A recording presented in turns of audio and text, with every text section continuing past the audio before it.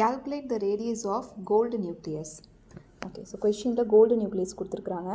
அதோட ரேடியஸை calculate பண்ணும். Radius calculate பண்ணுற formula r is equal to r0 a power 1 by 3. Okay.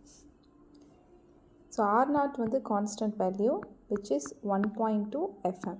fm na femtometer which is 10 power minus 15.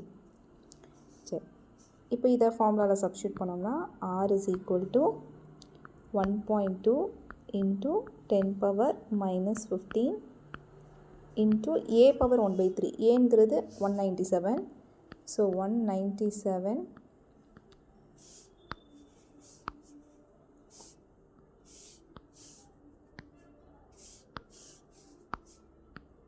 whole power 1 by 3. Okay. So 1.2 into 10 power minus 15. Cube root of 197 வந்து 5.819. Cube root எப்படி எடுக்கிறதுன்னு நாளைக்கு video போடுறேன். Okay, இதெல்லாம் multiply பண்ணால் நமக்கு answer 6.98 into 10 power minus 15 கிடைக்கும். அதான் 6.98 femtometer அப்படின்னு எழுதிக்கலாம். ஸோ இதுதான் radius of gold nucleus. Next sum பார்க்கலாம். Okay. The angle of minimum deviation for the equilateral prism is 40 degree. Find the refractive index of the material of the prism. Okay, கொஷினில் வந்து ரெண்டு information கொடுத்துருக்காங்க. ஒன்று angle of minimum deviation வந்து 40 degree. angle of the prism டேரெக்டாக கொடுக்கல, அதுக்கு பதில் ஈக்குவலேட்ரல் ப்ரிசம்னு கொடுத்துருக்காங்க. ஈக்குவலேட்ரல் ட்ரையாங்கிளில் நமக்கு ஆங்கிள் வந்து 60 டிகிரி இருக்கும். So angle of the prism வந்து 60 டிகிரி. ஏன்னா ப்ரிசம் ஈக்குவலேட்ரல்னு சொல்லிட்டனால மினிமம் டீவியேஷன் வந்து டி வந்து 40 டிகிரி.